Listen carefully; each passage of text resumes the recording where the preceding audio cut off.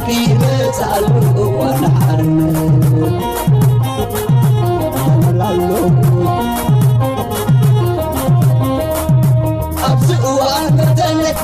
شمت مزمزة نتنقل السبب طولة مسكرزة سرنا مسافتي إننا بعد ماما سرنا السندري لا تعصقا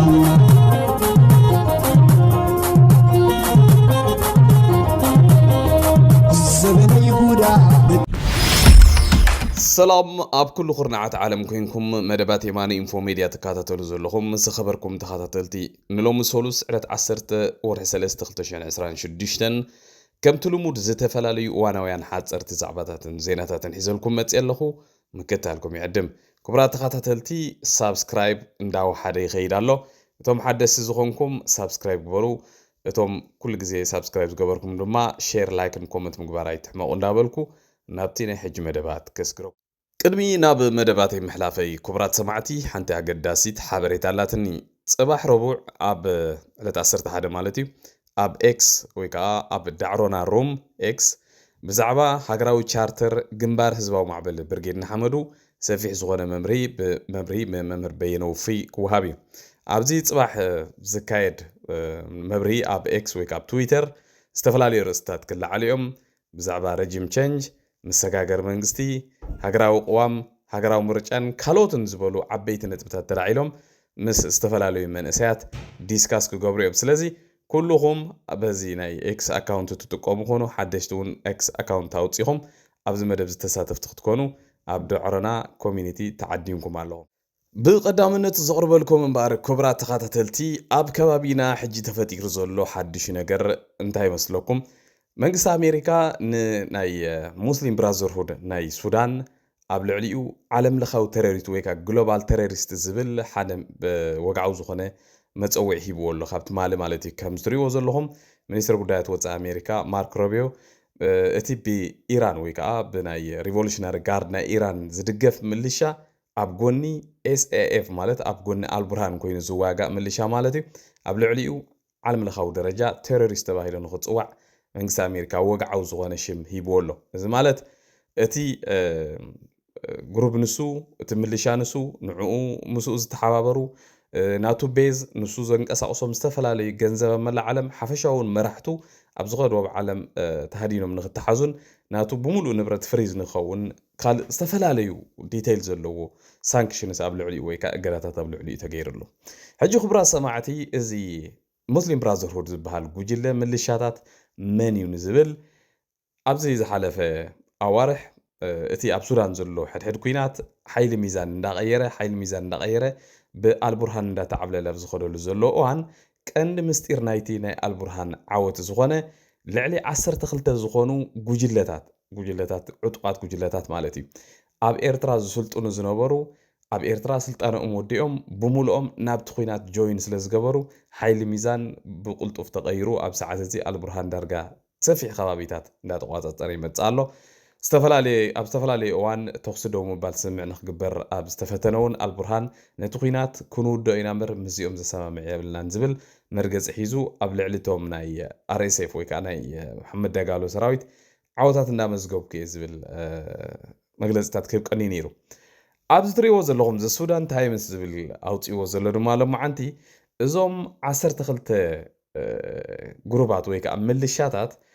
ኣብ ኤርትራ ዝተዓለሙን ብኤርትራ ባክድ ዝኾኑ ወይ ከዓ ዝድገፉን ምልሻታት ምዃኖም ኣረጋጊፅና ኢና ይብል ናይ ሱዳን ታይምስ ማለት እዩ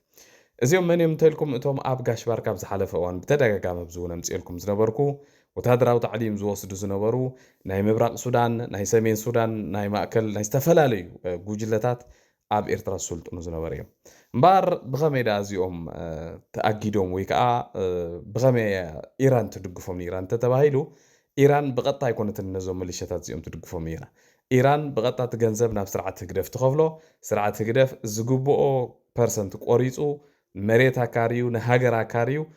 ለዓላውነትን ናይ ሃገር ሽም ምጥፋእን ብዘይገድስ ማለት እዩ ነዞም ምልሻታት እዚኦም ዓሊሙ ናብ ኩዳንት ናይ ሱዳን ይሰድድ ማለት እዩ እዚ ነይሩ ተሰምምዕ ስለዚ በዚልና በዚ እታ ኣብ ልዕሊ ኣብ ኤርትራ ዘሎ ስርዓት ዘላ ገመድ እንዳጸበበት መጽኸም ዘላ መዓልቲ ሓልያ ማንም ሰብ ክፈልጥ ይግባእ ማለት እዩ በዚ መሰረት እዚ ኣብ ሱዳን ዘሎ ኩናት ስርዓት ህግደፍ እንተገዲፍዎ ካብኣ እንተወፂኡ እንታይ ከም ዝኸውን ትፈልጡ ኢኹም ክገድፎ ኣይክእልን እዩ ኣሜሪካ ድማ ራዳራ ኣብ ልዕሊ እቲ ኣብ ሱዳን ዘሎ ሙስሊም ብራዘርሁድ ዝበሃል ጉጅለ ኣቐሚጣ ስለ ዘላ ስርዓት ህግደፍ ካብታ ፅምዶ ንሳ ክወፅእ ምዃኑ ርዱእ ነገር እዩ ከም ዝከር ኣብ ዝሓለፈ ፅምዶ ኣብ መንጎ ትግራይን ኤርትራን ሱዳን ተባሂሉ እውን ኣብዚ ከባቢ ገዳርፍ ከባቢ ምብራቕ ሱዳን ዝተፈላለዩ ቦታታት ብዙሕ ዳንኬራ ክግበር ቀኒዩ ነይሩ ማለት እዩ ምዞም ጉጅለታት እዚኦም እዩ ስለዚ እዚ ዘሎ ሓድሽ ነገር እዚ ነቲ ከባቢና ካብ ስርዓተ ግደፍ ካብ ዘዕጥቆም ዕጡቃት ሓደ ናይ ምፅራይ ስጉምቲ እንዳተወስደ ይመፅእ ኣሎ ማለት እዩ ካልእ ትማሊ ዝረኣኽዎ ሓንቲ ቪድዮ ኣላ ኣብቲ ናይ ምብራቕ ሱዳን ከባቢ ገዳርፍ ናይ ፅምዶ ተባሂሉ ነዞም ኣብኡ ዘለዉ ዝተፈናቐሉ ተጋሩ ኤርትራውያን እውን ኣብኡ ብዝተፈላለየ መገደኡ ዘለዉ ገለ ሓዋዊስካ ፅምዶ ናይ ሰለስቲኡ ህዝቢ ተባሂለው ዝግበር ነይሩ ሕጂ ሓንቲ ኣዴና ኣብኡ ማይክሮፎን ሂቦምን ንክዛረባ ከምዚ በላ ተባሂለንሲ ኢትዮጵያውያን ፀላእትና እዮም እዚኦም ርጉማት ኢትዮጵያውያን በላ ተባሂለን ኣዴና ማይክሮፎን ምስ ሃብዎን ነቲ ኢትዮጵያውያን ዝብል ብምሉእ ገዲፈን እቲ ብሓንጎልን ዝነበረ ክዛረባ ከለዋ ኤርትራውያን እዞም ርጉማት እንዳበላ ክዛረባ ከለዋ እተን ኣብ ጎነን ዘለዋ ሰበይቲ እንታይ ኢለን ይዛረበን ከም ዘለዋ እተርኢ ሓንቲ መስሓቅ ዝኾነት ቪድዮ ኣላ ነታ ቪድዮ ክጋብዘኩም እየ ኣብ ከባቢና ግን ከምዚ ዓይነት ሓድሽ ነገራት እንዳተፈጥረ ይመፅእ ከም ዘሎ ሓበሬታ ክበኩም ስለ ዘለኹ ኣብዚ ያላትኩም ታ ቪድዮ جينا تقالي عبد حزوه زو خدمات إيرتراويان 27 عمد تصلمات تقميطهم حجي تصلمات جهنم أتوا مال حجي جهنم حجي لحيش واي حجي كونن وين الناتي كونن حجي سنة أيام زلوا وين الناتي كونن حجي قدم لير من حساب ኢትዮጵያውያን ክትብል እያ ባይዘወይ 27 ዓመት ጸልማት ዞን ንሶም እዮም ኤርትራውያን ሞ ምሳናዮም ዘለዉ ይብላ ኣለዋ እዘን ፀግዓ ዝኒዋ ፀግዕን ዝኒዋ ዓደ دونقرات فينا نفر حجي على 7 بين جميركا بين كتودو ودفيت مزعر 7 حجون صباحون ودفيت سنة أيام فينا يلا دمكتنا ما يتقري ብምቕፃል ዘቕርበልኩም ድማ ክቡራ ተኸታተልቲ ሓደ ግዜ ኣብ ዝኾነ ኢንተርቪው ሓዊ ኪሮስ ኣስፋሃ ብዛዕባ ኣብ ኤርትራ ሓንቲ ምስጢራዊት ከተማ ኣላ ማንም ኤርትራዊ ዘይፈልጣ ብዙሓት ወፃተኛታት ሃፍታማት ሚልዮነራት ብፍላይ ከዓ ዕራብ ኣብኡ ዝተፈላለየ ኣዋልድ ካብ ዝተፈላለየ ክፋላት ዓለም እንዳምፁ ዝሽርሙጥላ ካርታ ዝፃወቱላ ካልእ ዝተፈላለየ ናይ ካዚኖ ካልእ ብሓፂሩ ሲ ከምዚ ናይ ጀፍሪ ኤፕስታይን ዝበሃል ደሴት ናይ በይኑ ተኻርዩ ኣብኡ ክንደይ ብዕሉ ነገራት ዝገብረሉ ዝነበረ ደሴታት እየ ዝብለኩም ዘለኹም ከም ዘላ ኪሮስ ኣስፋሃ ተዛሪቡ ነይሩ ሓደ ግዜ ብማሕበራዊ ሚድያ ኣብ ደሴታት ዳህላክ ዝርከብ ቦታ ተመሪፁ ኤርፖርት ዘለዎ ወደብ ዘለዎ ዓበይቲ መዘናግዒ ቦታታት ዘለዎ ሆቴላት ዘለዎ ደቂ ኣንስትዮ ካብ ሩስያን ካብ ቱርክን ተዓዲገን ድመፃሉ እኩል መሸርመጢ ቦታ ዘለዎ ድራግ ድሰሓቦ ቦታ ናቱ ደላሎ ዘለዎ ቁማር መፃወቲ ካብ ኣሜሪካ ተቀዲሑ ድመፀ መፃወቲ ቁማር ዘለዎ ኣዝዮም ዲታታት በገንዘብ ድተሰንጠቁ የዕራብ መፂኦም ድዘናግዕሉ ዓለሞም ድርኢሉ ኣብ ካልእ ቦታ ክረኽብዎ ደይክእሉ እሞ ከዓ ከም ሃገር ማለት እዩ كم حنت حجر كم تقرب الله ما يتخلني سلازي كاب حزب إرترا تخويلو بتركاويان يتسريحو تبوتا تركاويان ما هنيس أمه بستفعل عليه من قد خاني أنا غفلت كيله بزح حسابي دفلت بزعبازة كالزي بزح حساب أزي بزح حساب مالتي خزانة بايك اللي بستفعل عليه مغنيات بخمي من قد فلت كا انت الكني خبر حالك قبل كالو سبات أب حدقة خؤتو سلازي خيل مالتي سلازي إذا تكالزي نايقولو ناي إساياس نايقولو إيه لعنين بينو زاورلو ليهم قربلكوس ناتو نايقولو أب كرسي ناي إرترا زركب كاب إرتراويان أزي زرحقه حبو بوتا كم زبلكو زلخو نقدي زي حقاو نقدي زكايدلو بوتا أي مالتي أباصع زلو إيربورت ብዙሓት ኤርትራውያን ብዙሓት ደለይቲ ፍትሒ ከይተረፈ ደለይቲ ፍትሒ ከማን ይበዝሑ ንኪሮስ ኣስፋሃ ይስሕቆ ነይሮም ኪሮስ ኣስፋሃ ዝብሎ ጠፊእዎ ሎ ምስ ከተማ ዝተሓበአት ሃላ እንዳተባሃለ መቸም ኣብዚ ማሕበራዊ ሚድያ ብዙሕ ይዝረብ ነይሩ ሕጂ እታ ኪሮስ ኣስፋሃ ዝብለኩም ዝነበረ ከተማ ኣበይ ከም ዘላ እንታይ ከም ትበሃል ዋላ ኣነ ንባዕለይ ዝገረመኒ ነገር ማለት እዩ ኣብ ኤርትራሲ ከምዚ ዓይነት ነገርስ ኣሎ ድዩ ኢለ ንባዕለይ ዝተገረም ኩሉ ኣብ ሓንቲ ካብተን ናይ ኤርትራ ዓበይቲ ደሴታት ዝበሃላ ዳህላክ ከቢር ማለት እዩ ወይ ናኹራ ገለ ዝበሃል ቀደም ጣልያን ሰባት ዝኣስረሉ ዝነበረ ኣብኡ ዘሎ ምስጢር ከርእየኩም እዚ ምስጢር ኣይኮነን ባይዘወይ ብዙሓት ኤርትራውያን ይፈልጥዎ እዮም ኣነ ንባዕለይ ኣይፈልጦ ነይረ ወላ ሓንቲ ብዛዕባ እዚ ሓበሬታ ኣይነበረን ሎማዓንቲ ብውሽጢ ዝሰደድኩምለይ ሰባት ኣለኹም ዋላ ብዚ ደገ እውን ካብ ዝተፈላለየ ቪድዮ ክስርግሖ ረኺበ ኣለኹ ማለት እዩ ኣብዚ ዘሎ ረዮ እዚ ዳህላክ ደሴት እዩ ኣብዚ ዳህላክ ደሴት እዚ ንኽትኣምኖ ዘገርም ሪዞርት ወይ ከዓ እዚ መዘናግዒ ቦታታት ስዊሚንግ ፑል ዘለዎ ዝተፈላለዩ ናይ ሄሊኮፕተራት ከይተረፈ መዕረፊ ፓርኪንግ ዘለዎ ከመይ ዝበለ መካይን ዝዕሽግ ገለ ዓይነት ሆቴላት ኣብ ኤርትራ እዚ ተራእዩ ዘይፈልጥ ህዝቢ ኤርትራውን ጠቕላላ ርእይዎ ዘይፈልጥ ሆቴላትን ገለን ዘለዎ ቦታ ኣሎ ሕጂ ብዙሓት ኤርትራውያን ብስራሕ ብዝተፈላለየ መገዲ ዋላ ብኡ ንክሰርሑ ናይ ህንፃ ስራሕ ድዩ ወታደር ኮይኖም እውን ዝረኣይዎ ሰባት ኣለዉ ግን ክሳብ ሎሚ ብዛዕባ እዚ ተዘሪቡ ይፈልጥ ኪሮስ ኣስፋሃ ግን ንሓቂ ድሕራ ይብልን እዩ ይህዎ እምበር ኪሮስ ኣይሕሱን እዩ ኪሮስ ኩሉ ግዜ ዝተረኣዩ ይዛረብ እዚኣ ከተማ እዚኣ ከምዚ ዝበለ ከተማ ከም ዘሎ ይነግር ነይሩ ኣብ ጎጉል እንተኣቲኹም እውን ኣብ ጎጉል እንተኣቲኹም ዝተፈላለየ ሓበሬታ ይመፅእ እዩ ብዛዕባ ግን ንሕና ብልምዲ ስለዘይለመና እምበር እዚ ሪዞርት እዚ ብኩዌታውያን ቱርካውያን እዮም ሰሪሖም እቶም ህንፃ ዝሰርሑ ቱርካውያን እዮም ዋናታት ናይዚ ፕሮጀክት እዚ ግን ደቂ ኩዌት ምዃኖምን ንዕኦም ከም ዝተሸጠት ደሴት ወይ ብፐርማነንት ዘይኮነ ዝተፈላለየ ገንዘብ ከም ዝተሸጠ እዩ ዝሕብር ከምኡ ናብ ካልእ ዝረኸብኮ እውን ናይ ኳታር ቅድሚ ሕጂ ሃፍታማት እውን ኣብኡ ዝተፈላለዩ ሪዞርት እዩ ዘሎ ባይዘወይ ሓንቲ ጥራሕ ኣይኮነትን ብዙሓት ሪዞርት እዮም ዘሎ ንኩዌታውያን ኳታር እዚኦም ደቂ ሃፍታማት ዝበሃሉ ብጣዕሚ ሃፍታማት ኣብኡ ዝተፈላለዩ ሪዞርት ገዚኦም ከም መዘናግዒ ከም ዝጥቀምሉ ሓበሬታ ኣብዚ መፂን ኣሎ ማለት እዩ ስለዚ እዚ ትሪእዎ ዘለኹም ሓንቲ ንእሽተይ ከተማ ገለ ኣይኮነትን ብዙሕ ዓብ ከተማ እዩ ብዙሕ ሪዞርት ዘለዎ ብዙሕ ፓርኪንግ ዘለዎ ብዙሕ ዝተፈላለየ መሐንበሲ ካልእ መፃወቲ ገለ ዓይነት ቦታታት መካይን ኮንቴነራት ገለ ዘለዎ ቦታ እዩ ስለዚ ታኺሮስ ኣስፋሃ ዝበላ ምስጢር ሰይ እዚኣ እያ ማለት እዩ ካብዚ ንላዕሊ መቸም ሓበሬታ ክሕልፍ ኣይክእልን ብጣዕሚ ዝገርም እዩ እዚ ስርዓት እዚ ንኤርትራስ እንታይ ከም ዝገብራ ዘሎ ኣብ ዝሓለፈ ቅድሚ ገለ እውን ዝክሩ ተኾንኩም እዛ ኣብ ኣሜሪካ ዘላ ኮሜድያን ኤርትራዊ መበቆል ዘለዋ ቲፋኒ ሓድሽ ኢሳያስ ኣፈወርቅስ ደሴት ሸሊምኒ ትብል ነይራ ንሳ እውን ሓንቲ ካብቶም ናይ ኣሜሪካ ኮሜድያን ወይ ከዓ እቶም ኣርቲስት ዝበሃሉ ስለ ዝኾነት ከምኡ ዓይነት ሃፍታማት ምስኣ ሒዛ መፅያ ኣብኡ ሪዞርት ክሰሪሓ ማለት እዩ ምክንያቱ ደሴታት ኩሉ ግዜ ሃፍታማት ሰባት ዝካረይዎ ተኻርዮም ዝተፈላለየ ነገር ዝገብሩሉ ደሴታት እዮም ዝመርፁ ሳቶም ማለት ፅምው ክብለሎም ካብ ኩሉ ዓለም ማለት እዩ ዝገርም ነገር እዩ ቀፂለ ዘቕርበልኩም ድማ ክቡራት ሰማዕቲ ኣብዚ ቀረባ ግዜ ኣብ መንጎ ፌደራል መንግስቲ ኢትዮጵያን ኣብ መንጎ ሕወሓትን ሓደ ናይ ምዝርራብ ፈተነታት ይካየድ ኣሎ ተኾነ ኣብዚ ሰዓት እዚ መንግስቲ ፌደራል ወይ ከዓ መንግስቲ ናይ ብልፅግና ሓደ ካብቲ ናይ ቅድሚ ሕጂ ዝነበረ ሓደሽቲ ዘቕረቦም ጠለባት ኣለዉ ምዕራብ ትግራይ ዝበሃል እዚ ሑመራ ወልቃይት ፀገዴ ዝበሃል ከምኡን ደቡብ ትግራይ ዘሎ በዓል ራያ ቆቦ ዝበሃል እሱ ናብ መሬት ትግራይ ክምለስ እንድሕር ኮይኑ መንግስቲ ፌደራል ናይ ኢትዮጵያ ዘቕረቦም ካብቲ ኣብ ውዕል ፕሪቶሪያ ወፃኢ ዝኾኑ ዝተፈላለዩ መሓነቃታት ኣለዉ እዞም መሓነቃታት እዚኦም ትግራይ ከተተግብሮም ትኽእል ዲ ኣይትኽእልን ዝብል ከቢድ ሕቶ እንዳኾነ ይመጽእ ኣሎ እዚ I don't think ትግራይ እዚ ዝቕበልዎ ኮይኑ ኣይስምዓን ንኽቕበልዎን ከቢድ እዩ እንታይ ዝብል ምዕራብ ትግራይ ብሓፂሩ ምዕራብ ትግራይ ናብቲ ቅድሚ ኩናት ዝነበረ ኩነታት ክምለስ እንድሕር ደኣ ኮይኑ ኢትዮጵያ ብምልእታውን ናብቲ ቅድሚ ኩናት ዝነበረ ኩነታት ክትምለስ ኣለዋ ዝብል ሓሳብ ኣቕሪቦም ኣለዉ በዓል ኣብይ ኣሕመድ ማለት እዩ እንታይ ማለት እዩ እዚ እንድሕር ኮይኑ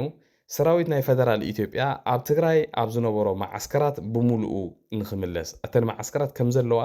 ናብአን ንኽምለስ እዚ ማለት ልዕሊ 80% ዝኸውን ናይ ኢትዮጵያ ሰራዊት ወይ ከዓ ሰሜን እዚ ዝበሃል ዝዓበየ ሰራዊት ኣብ ትግራይ ነይሩ ካልኣይ ሰራዊት ኢትዮጵያ ኣብ ኩሉ ዶባት ናይ ኢትዮጵያ እንኮላይ ኣብ ትግራይ ምስ ኤርትራ ዝዳው ቦታታት ንኽሰፍር ሳልሳይ እውን ናይ ትግራይ ሰራዊት ብምሉእ ሓቢእዎ ዘሎ ጽዋር ኣረኪቡ ኣብ ናብ ናይ ኢትዮጵያ ሰራዊት ኢንቴግሬት ኮይኑ ልክዕ ከም ፈደራል ሰራዊትና ኢትዮጵያ ንክኸውን ዝብል ዓበይቲ ካብቶም ኣቕሪቦም ዘለዉ ጠለባት እዮም እንድሕር ደኣ ወልቃይትን ራያን ፀገዴን ናብቲ ቅድሚ ኩናት ዝነበረ ቦታና ይመለሰልና እንድሕር ትብሉ ኮይንኩም እዚ ንሕና እውን ከም ፈደራል መንግስቲ መጠን ሙሉእ ምቁፅፃር ናይ ትግራይ ብፈደራል መንግስቲ ንክኸውን ክፍቀደልና ኣለዎ ዝብል ዓብ ሕቶ ኣቕሪቦም ኣለዉ እዚ ናብ ምንታይ ከምርሕ ይኽእል እንተኢልና ናብ ፍፁም ዘይምርድዳእ ምክንያቱ እዚ ክኸውን ዝኽእል ኮይኑ ይስማዓንን ሓንቲ ካብተን ኣብ ውዕል ፕሪቶርያ ተሰማሚዖሙላ ዝነበሩ ግን ኢትዮጵያ ብሓደ ሰራዊት ክትመሓደር ናይ ትግራይ ሰራዊት እውን ኣፅዋሮ ኣረኪቡ ናብ ገሊኡ ናብ መጣየስ ማዓስከራት ክኣቱ ገሊኡ ድማ ናብ ሰራዊት ኢትዮጵያ ኢንቴግሬት ንኸውን ግን ኣብ ውዕል ፕሪቶርያ ሓንቲ ካብተን ዘለዋ ነጥብታት እያ ማለት እዩ ካልእ ዝቕርበልኩም ክቡራት ሰማዕቲ ኣብዚ ታሪክ ናይ ኤርትራ ብፍላይ እዚ ሻዕብያ ኣብ ኤርትራ ነዚ መንእሰይ እንዳነገሩ ብዘዕበይዎ ታሪኻት ኣዝዮም ኣሰሓሕብቲ ዝኾኑ ታሪኻት ኣለዉ ኩሉ ታሪክ ዘዕልልዎ ሓሶት ማለት ኣይኮነን ብፍላይ ኣብቲ ግዜ ሰውራ ንላዕላውነት ተባሂሉ ዝተኻየደ ቃልሲ ብዙሕ ታሪክ ጅግንነትን ከም ተፈፀመ እዚ ማንም ሰብ ይፈልጥ እዩ ዝከዓድ ሓቂ እውን ኣይኮነን ሓቂ ዘረባ ንምዝራብ ማለት እዩ ገለ ዘጋንንዎ ግን ነገር ግን ኣሎ ሕጂ ትማሊ ሓንቲ ቪድዮ ይርኢ ነይረ ብዛዕባ ኣብዚ ከባቢ ሰንበል ከባቢ ኮይኖም እቲ ቅያ 18 ደቂቕ ዝበሃል ታሪክ ከዘንቱ ሓንቲ ጋዜጠኛ እናተዛረበት ከላስ ሓንቲ ቪድዮ ሰሚዕኖ ሕጂ ገሪምኒ ኣብታ ቪድዮስ ክልተ ነገር ተዓዚበ ሕጂ እንታይ እያ ትብል ታጓል እዘን ነፈርቲ 33 ነፈርቲ ብዝ እንዳተቃፀላ ከለዋሲ ጀነራል ስብሓት ኤፍሬም ኣብታ ጎበት እያ ኮይኑ ይእዝዝ ከም ዝነበረ ኢና ሰሚዕና ሕጂ ኣብ ኤርትራ ትዝገርመኒ ነገር ማለት እዩ ሓደ ሰብ ዝሰርሖ ጅግንነት እቶም ሰብ ኣፍ ጀብጀብ ኣፎም ይወስድዎ ነቲ ሰብ ግን ገሊኡ ቤት ማእሰርቲ ይሓቅቕ ገሊኡ ድማ ከም በዓል እዚ ጀነራል ስብሓት ኤፍሬም እዳውን እጋርን ኣቑርዮም መልሓሱ ቆሪፆም ኣብ ገዛ ይድርብይዎ ርሙስ ይገብርዎ ሕጂ ዋላቶም ደገፍቲ ኢና ባህልቲ ወይቶም ንጀነራል ስብሓት ኤፍሬም ከም ጅግና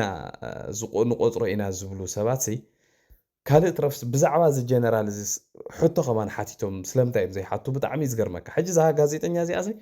ጀነራል ስብሓት ኤፍሬም ሕራይ ታሪክ ውስጥ ትነግረለኺ እሱ ሳብዛ ሰዓት ሲያሳበይ ኢልካ ተሓቲትካስ እንታይ ኢላ ክትምልስ ትኽእል ብጣዕሚ ዘስደምም ታሪክ ካልኣይ እዚ ናይ ቅያ 18 ደቂቕ ዝበሃል ኣብ ኣይ ቲንክ ኣብ 1985 ከባቢ ተፈፂሙ ወይ 85 ወይ 86 እዩ በቲ ዘለኒ ርድኢት ማለት እዩ ኣብ 1986 እዚ ናይ ሰንበል ማዕርፎ ነፈርቲ እዚ ሕጂ ናይ ኤርትራ ዘሎ ማዕርፎ ነፈርቲ 33 ነፈርቲ ክሕዝ ዝኽእል ዓቕምስ ነይሩዎ ድዩ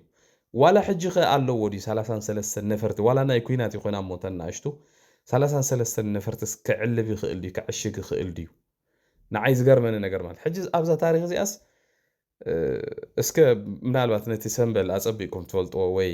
ብትክክል ብዛዕባ ታሪክ እዚኣ ባይዘወይ ሓደ ኣብቲ እዋን እቲ ናይ ደርጊ በዓል ስልጣን ዝነበረ ሰብ ኣብኡ ክዛረብ ከሎ ሰሚዐ ኣለኹ ሓደ ግዜ ክንዲዚአን ነፈርቲ ናይ ብሓቂ ደን ነይረን ኢሎሞ ኣይመስለንን ክንድኡ ዝኾና ነፈርቲ ህልዋ ይክእላን እየን ብሰዓቲ ሜይቢ 5-6 ነይረን ክኾና ክእላ እየን ኢሉ ዝመለሶ ሰሚዐ ነይረ ሓንቲ መዓልቲ ሓንቲ ኢንተርቪው እዚኣስ 33 ነፈርቲ ኢትዮጵያ ንምዃኑ ብቲ እዋን እቲ ናይ ኩናት ነፈርቲ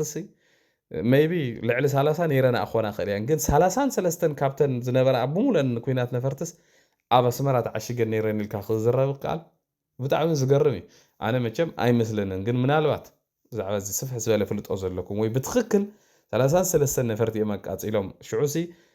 ናይ ሰንበል ማዕርፎ ነፈርቲ ክንዲ ዝክሕዝ ዝኽእል ካፓሲቲ ነይርዎ ዝብል ርእይቶ እንተልይኩም እውን ክትፅሕፉልና ትኽእሉ ኢኹም ማለት እዩ ምክንያቱ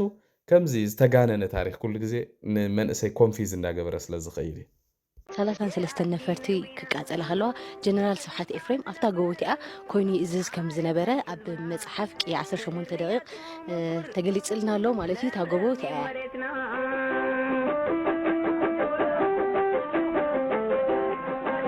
ሰንሒት ማእከለ ኣየር ምችት ክትነብራ ጀዲን ኢላ በርኢድ መከላሱ ኦርቶላ ውቅብ ትከረና ባርካ ትሰግረላ መጻብብ ጎንፈሎም ፈላኢና ዝተዋሕጠላ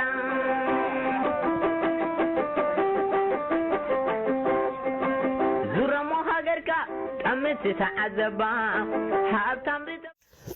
كال أبتغراي أبز ساعات زي ناي سرعة هجدف السرارحة ميت خاميتي بسنة سرعة سلت إنهم نابتغراي زت أتاتو سبات تمريتهم بزحزن ملكعو أبتغراي زي زاربو سبات حسابهم زقولت سبات بنسا ريتو زنقفو سبات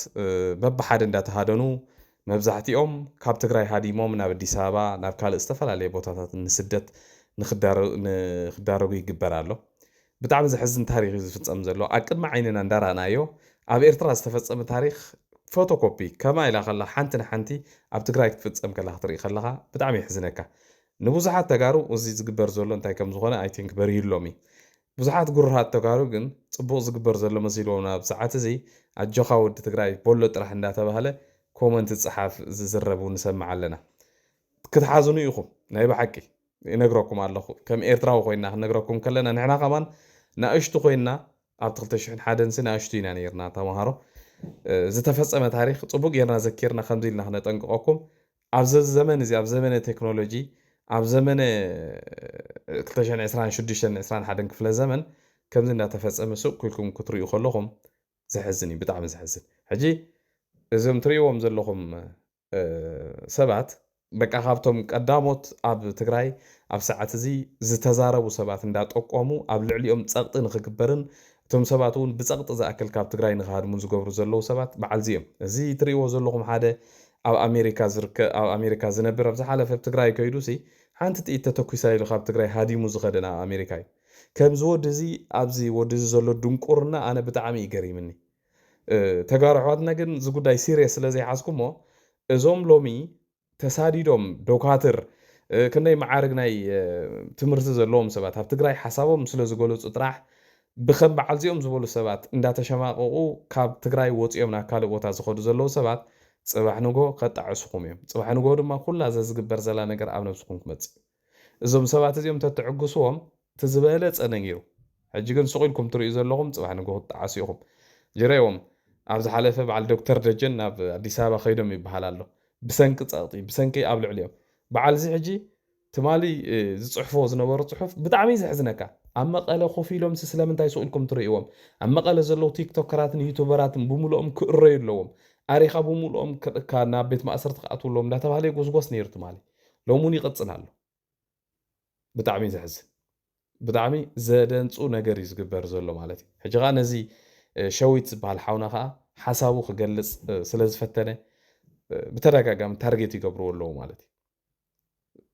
زجرم تاريخ أب مودا تازغرب لكم دما كبرات خاتلتي منجستي عد إنجليز أب إثيوبيا بفلاي دما أب سمينا وكفال إثيوبيا بتجراي حدش كوينات نغيف تقر أزيو سقات كم زلوه سجل الصحف لهم عنده وتيلو كم زيو زلهم أب ناي مارتين بلاوت غازيتانيا مارتين بلاوت ويب سايت أو تقول له مالتي زي كوينات زين تتجميرو قبل علي هومان رايتس وي قبل على دك سبات كبير زغونه قد أتكور كم زغل بعبيد وما نتخبابي زز كزانا بوع زغل حدا جنيا خونتات تفتيرو لو من قصة عد إنجليز كا ديب كونسرن قبل كله نبي حكي عبي زغونه سقات حديرو ولا يبل زي متشم ساتهم بتي زكاير زلو تهدراو مقربات أنا لايز جيروميم كم زعينة صحفات زوتو أبصمون بزح كوم عينة سكفتات يخوت قانين يرو زنا أمريكان إيران إسرائيل إيران كونتات سلز شافون بر زب أمونغو إيرتران إثيوبيان أمونغو فدرال منكس إثيوبيان تجراين زكاير زلو متفنانات عالم لخاو زخونه أقل وسحيب وخم زلون ناي بزحات سبات ريتو تاتيو زخبركم سمعتي نلوم ناي مشات عداليلكم زنبركم مدبات نزي مثل أبزغت صل مدبنا خساب نراخب دحنا